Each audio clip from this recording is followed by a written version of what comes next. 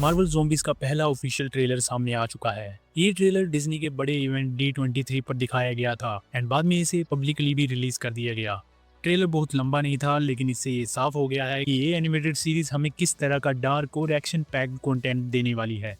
अभी तक ये तो कंफर्म नहीं है कि मार्वल का ज़ॉम्बी यूनिवर्स अवेंजर्स डूम्सडे या सीक्रेट वॉर्स में दिखेगा या नहीं, लेकिन अगर फ्यूचर में ऐसा किया जाता है तो मल्टीवर्स सागा के लिए ये कहानी बहुत ज़रूरी है। एक्चुअली मार्वल कॉमिक्स में बैटल वर्ल्ड के समय 41 अलग अलग यूनिवर्सेस को एक मैसिव रियलिटी में मर्ज किया गया था एंड उनमें से एक हिस्सा ज़ॉम्बी यूनिवर्स का था। कॉमिक्स में ज़ॉम्बी आउटब्रेक तब शुरू हुआ था जब एंटमैन और Janet Van Dyne quantum realm से जुड़े इवेंट्स के दौरान इन्फेक्ट हो गए थे। इन्फेक्शन इतनी तेजी से फैला कि पूरी अर्थ एक पोस्ट अपोकलिप्टिक ज़ॉम्बी वर्ल्ड में बदल गई। जहां इस एनिमेटेड सीरीज की बात करें तो इसमें ज्यादातर ज़ॉम्बी स्कारलेट विच के डायरेक्ट कंट्रोल में दिख रहे हैं और वोंडा खुद भी ज़ॉम्बी बन चुकी है। ये डिटेल काफ़ी इंपॉर्टेंट है क्योंकि ये ज़ॉम्बी सिर्फ दिमाग से खाली क्रिएचर्स नहीं है जो बस ह्यूमन फ्लैश खाने के लिए भटकते हों। इनके पास अब भी अपनी नॉलेज, मेमोरीज और एबिलिटीज़ हैं। कॉमिक्स में भी इन्फेक्टेड हीरोज और विलन्स अपना दिमाग और पावर इस्तेमाल कर पाते थे, लेकिन उन पर अनकंट्रोलेबल हंगर का असर इतना ज़्यादा था कि वो अपने एक्शंस पर कंट्रोल नहीं रख पाते थे। ट्रेलर को देखकर ये साफ हो जाता है कि ये दुनिया पूरी तरह ज़ॉम्बी से घिरी हुई है एंड कुछ बचे हुए लोग हैं जो अपनी जान बचाने के लिए लड़ रहे हैं। ट्रेलर की शुरुआत एक अकेले ज़ॉम्बी से होती है जो जंगल में घूम रहा होता है एंड अचानक उसके सर पर एक एरो लगता है। पहली नज़र में लगता है कि ये एरो होकाई ने छोड़ा है, लेकिन सच्चाई इससे ज़्यादा डार्क है क्योंकि इस यूनिवर्स में होकाई खुद ज़ॉम्बी बन जाता है एंड स्कारलेट विच की अनडेड आर्मी में शामिल हो जाता है।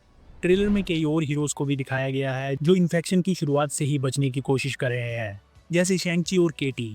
ऐसा लगता है कि आउटब्रेक की शुरुआत में शैंग-ची को भी ज़ॉम्बी बाइट करता है, लेकिन उसके पास अपने पिता से मिली 10 रिंग्स होने की वजह से उसका इन्फेक्शन रुक जाता है या कम से कम धीमा हो जाता है। दूसरी तरफ देखें तो ओकोए और कई पावरफुल फाइटर्स वोंडा की ज़ॉम्बी आर्मी में क्लियरली दिखाए गए हैं। भले ही ये ज़ॉम्बीज हों, लेकिन ये अपने वेपन्स और पावर्स काफ़ी डेडली तरीके से इस्तेमाल कर रहे हैं। अब बात करते हैं गवर्नमेंट्स या मिलिट्री रिस्पॉन्स की। व्हाट इफ के ओरिजिनल एपिसोड में हमें ये डिटेल में नहीं दिखाया गया था कि इन्फेक्शन फैलने के बाद अथॉरिटीज़ ने क्या किया। सब कुछ इतनी तेज़ी से हुआ कि शो ने आउटब्रेक की एक्सप्लेनेशन पर ज़्यादा टाइम नहीं दिया। लेकिन ये आने वाली नई सीरीज क्लियरली दिखाएगी कि दुनिया के अलग अलग हिस्सों में इन्फेक्शन कैसे फैला, शहर कैसे गिरे और आम लोग किस तरह लड़ते रहे जब तक सब कुछ कोलैप्स नहीं हो गया। ट्रेलर के एक शॉकिंग सीन में बैरन ज़ीमो को एक मिस्टीरियस फिगर मार देता है जो फिलहाल वोंडा के कंट्रोल में है।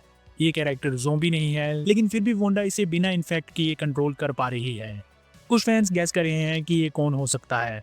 कुछ लोग कहते हैं कि ईगो द लिविंग प्लेनेट है, बट मुझे ये नहीं लगता। कुछ लोग इसे हरकुलिस जैसा बता रहे हैं। अभी कुछ कंफर्म नहीं है, लेकिन इतना तय है कि ये इंसान काफ़ी पावरफुल होगा, तभी तो कोई इसे बाइट करके इन्फेक्ट नहीं कर सका। वोंडा की अनडेड आर्मी के टॉप जनरल्स में होकाई, अकोए, अबोमिनेशन और घोस्ट नजर आते हैं। ट्रेलर में हम देखते हैं कि कैप्टन अमेरिका भी इन्फेक्ट हो चुका है, लेकिन इसकी पूरी ज़ॉम्बी फॉर्म नहीं दिखती, सिर्फ इसका एक अधूरा बॉडी शॉट नजर आता है। कुछ रिपोर्ट्स ऐसी भी हैं कि वोंडा शायद कैप्टन अमेरिका के कॉर्प्स को एक हथियार की तरह इस्तेमाल करे।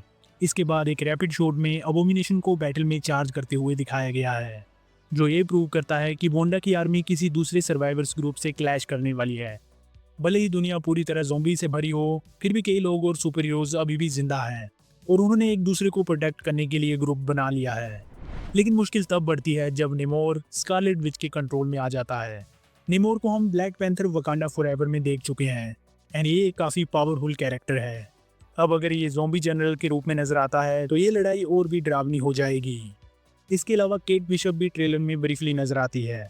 कुछ फैंस गैस कर रहे हैं कि ट्रेलर की शुरुआत में जो एरो ज़ॉम्बी को लगा था वो शायद केट बिशप ने शूट किया था।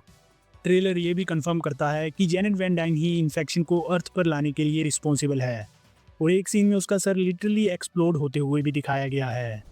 इसके अलावा हमें थैनोस भी दिखता है जो वकांडा में इन्फिनिटी गॉन्टलेट लेकर हमला करने वाला है।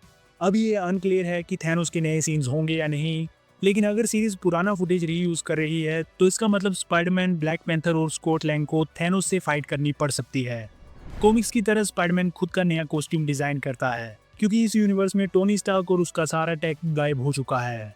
स्पाइडरमैन की ही बात करें तो इस ट्रेलर में इसके काफ़ी कूल सीन्स देखने को मिलते हैं एंड ऐसा लग रहा है कि हमें इस बार R-रेटेड स्पाइडरमैन भी देखने को मिलेगा।